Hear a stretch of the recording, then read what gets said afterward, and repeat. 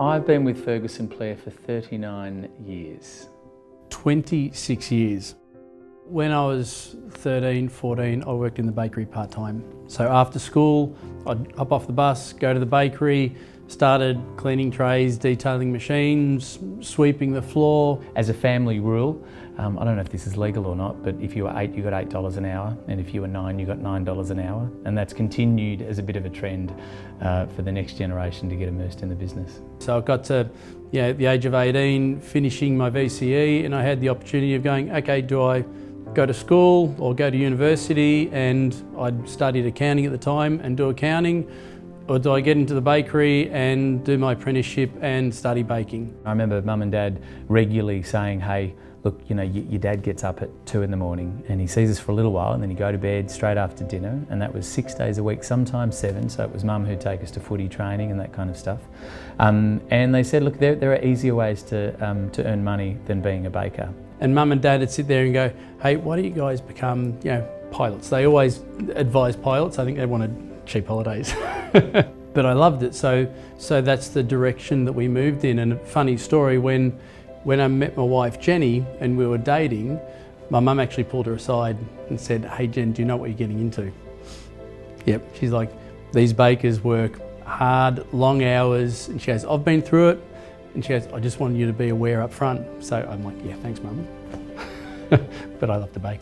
Obviously this business started with my great-grandfather Otto, and I asked Mum and Dad, well, how much do we know about why Otto decided to be a pastry cook? Because he was the first of the pastry cooks. So back in the late 1800s in a town just north of Munich, a farming town, tiny town, still a tiny town, his father was a cooper, a beer barrel maker. And so at some stage he decided he wants to be a pastry cook. And at some stage, I assume he's had to have had a meal or dessert or something that's cooked with such goodness and love that he's had a really nice experience. And pastry chefs get to bring that to people every day. We've chosen to believe that Otto at some stage decided he wanted to devote the rest of his life to doing that. He then jumped on a boat and headed across to Australia. I think that was in 1907. I think they got here by about 1908 or something like that, and then had put enough away to start Plarre's Cakes in Moonee Ponds shortly thereafter.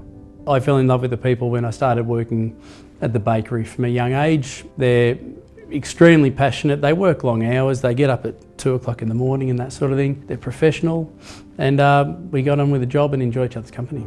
We're a 4th generation business. It's very clear to me that the things that my great-grandfather did have had an impact on the life that I have now and the life of my kids.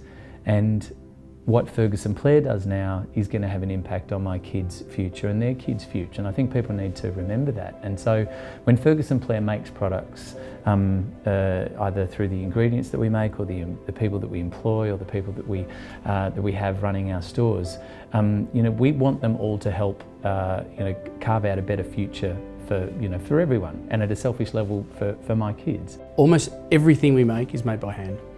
Okay, so we've got a lot of stores out there, so some people might think there's big machines doing everything automatically.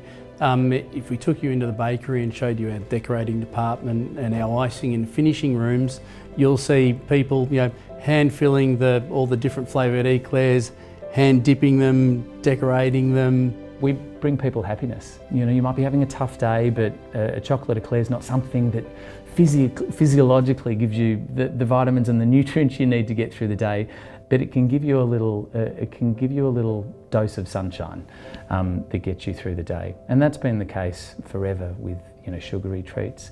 It's been the case forever with a really heartfelt, delicious warm meal, and pies, pasty, sausage rolls are things like that.